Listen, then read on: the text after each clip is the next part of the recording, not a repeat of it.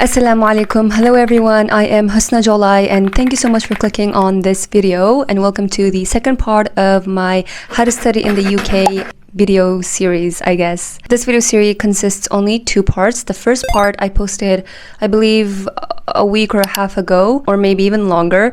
You can watch that video by clicking somewhere here, like in the corner of the screen. In this video, I'll be explaining how my first year in London was, my experiences from every aspect, so I hope it will be helpful. I'll try my best to keep this video short because when it comes to talking, I do talk a lot. But yeah, so I'm gonna start with the first question that is mostly asked about this topic, which is, Husna, is London safe, especially for young Muslim girls? As far as I have experienced, I only lived there for not even a year, like for almost 10 to 11 months.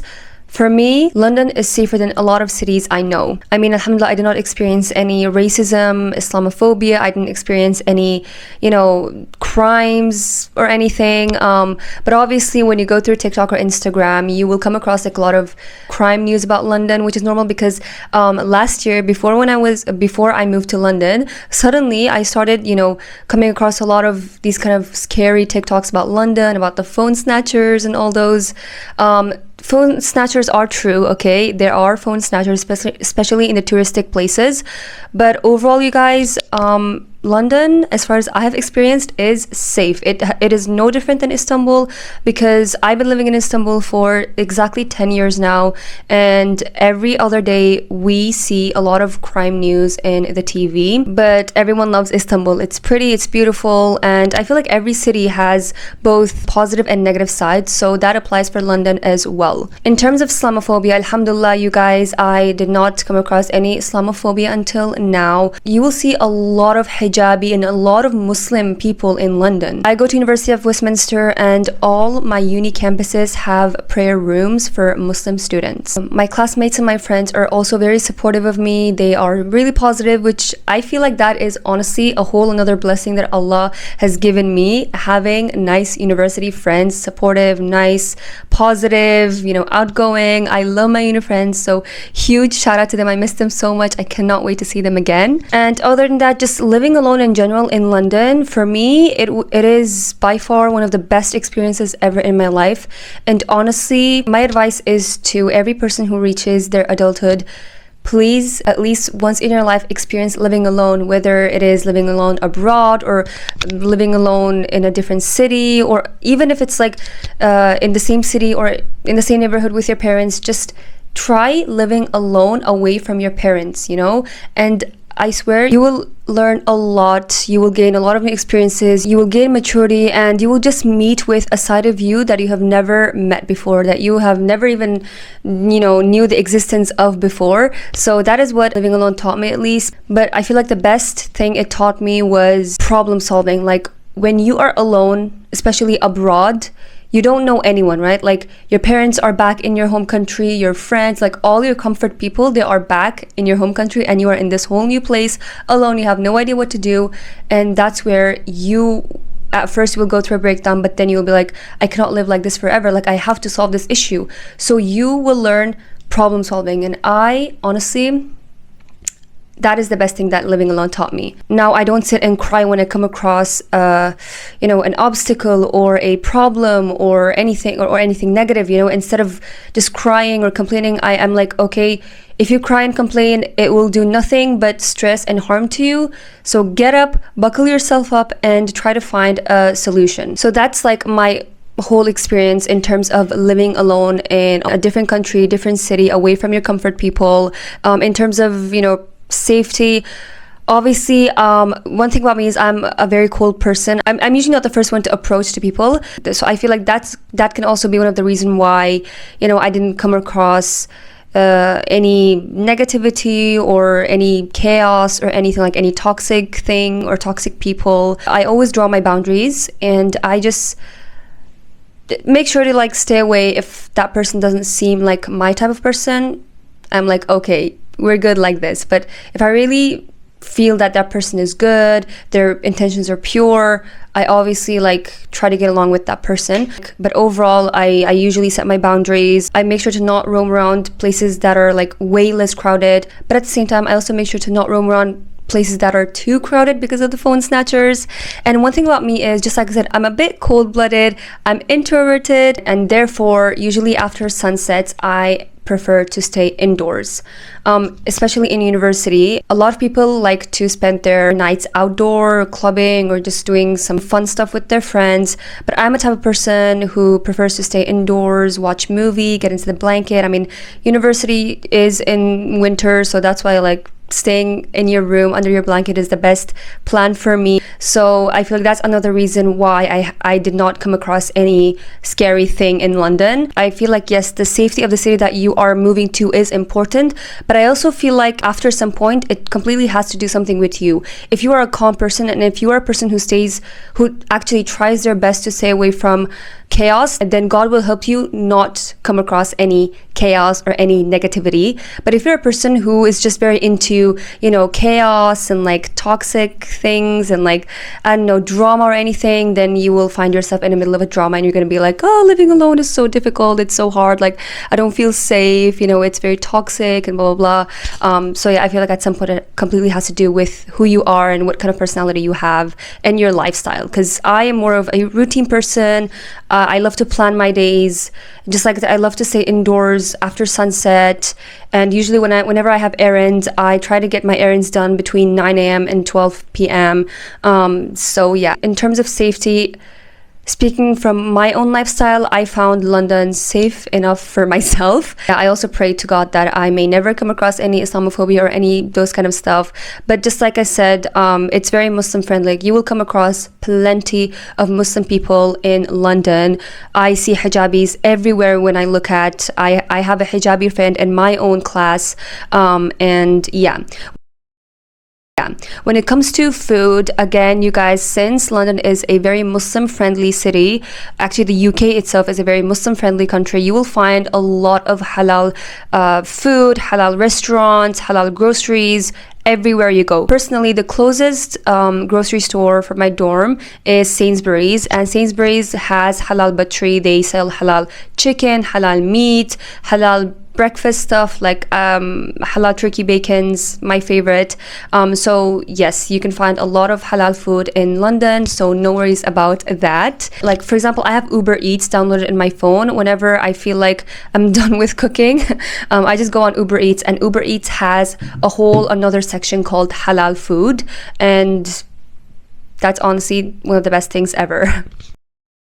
Another point that I can talk about living alone is, you know, building friends. Alhamdulillah, like because of my social media, you guys, I got to make some really nice friendships. I feel like, you know, one of my friends in London, her name is Elmas. She has been in my recent London vlogs, and she actually was a follower of mine. And when I moved to London, she DM'd me and she was like, hey, I live in London, I follow you. If you need any company, then feel free to reach out to me. And thank God that I saw her DM out of all those hundreds of DMs, and I was like, oh yeah, sure, that'd be lovely. And a couple months later, we finally had a chance to meet each other at a cafe, and honestly, I am so grateful that we came across. Other than that, just like I said, my university friends are also really, as actually the people in my university, they are very like calm. Everyone just minds their own business. As far as I have seen, no one is into drama, no one's into chaos.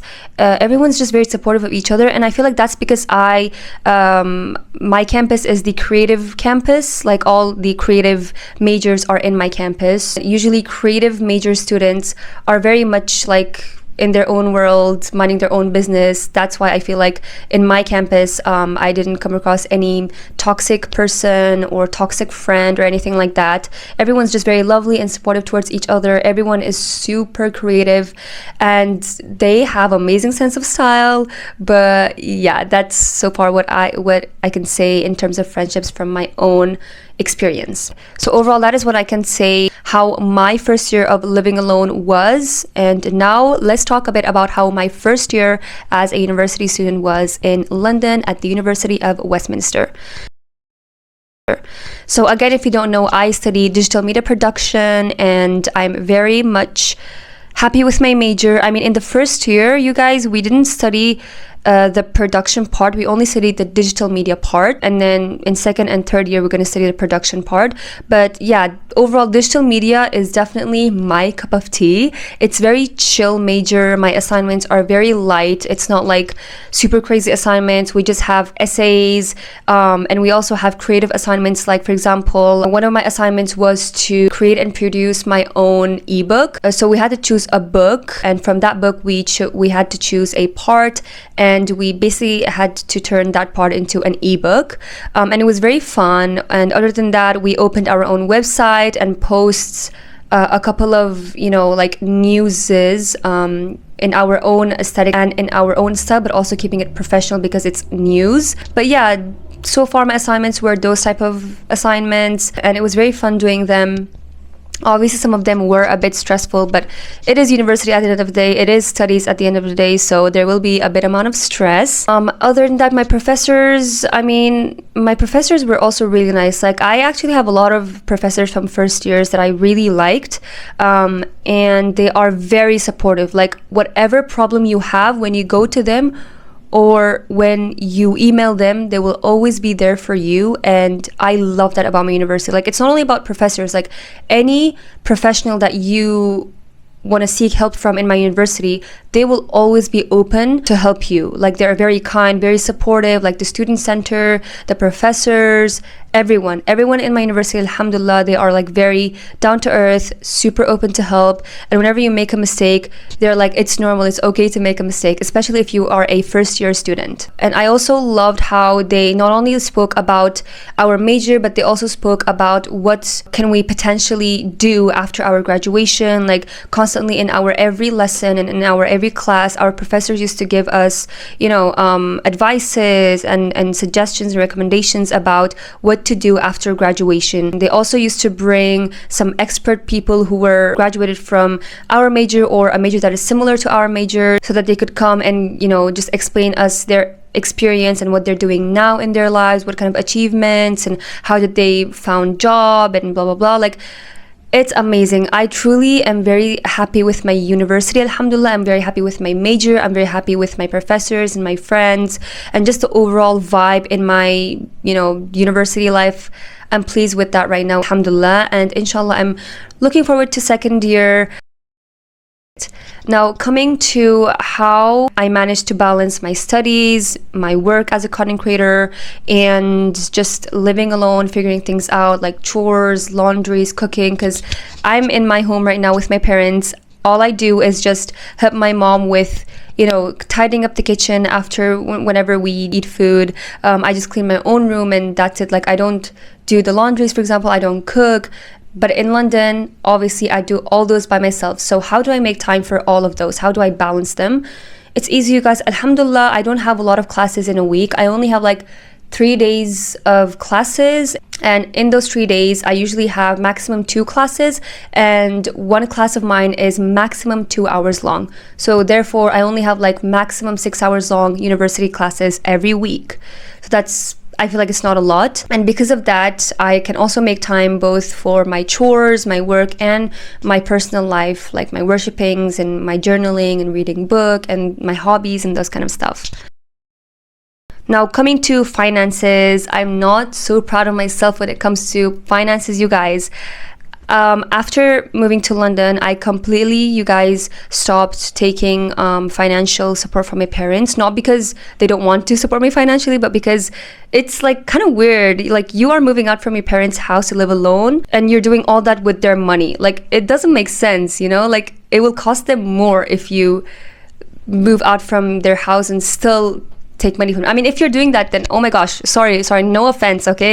It's fine. It's your life, it's your decisions, it's your parents. As long as all sides are happy with that situation, do it. I'm happy for you. It's easy for you, so I'm happy. But I personally kind of find that a bit weird, you know? So, and plus, one thing about me is,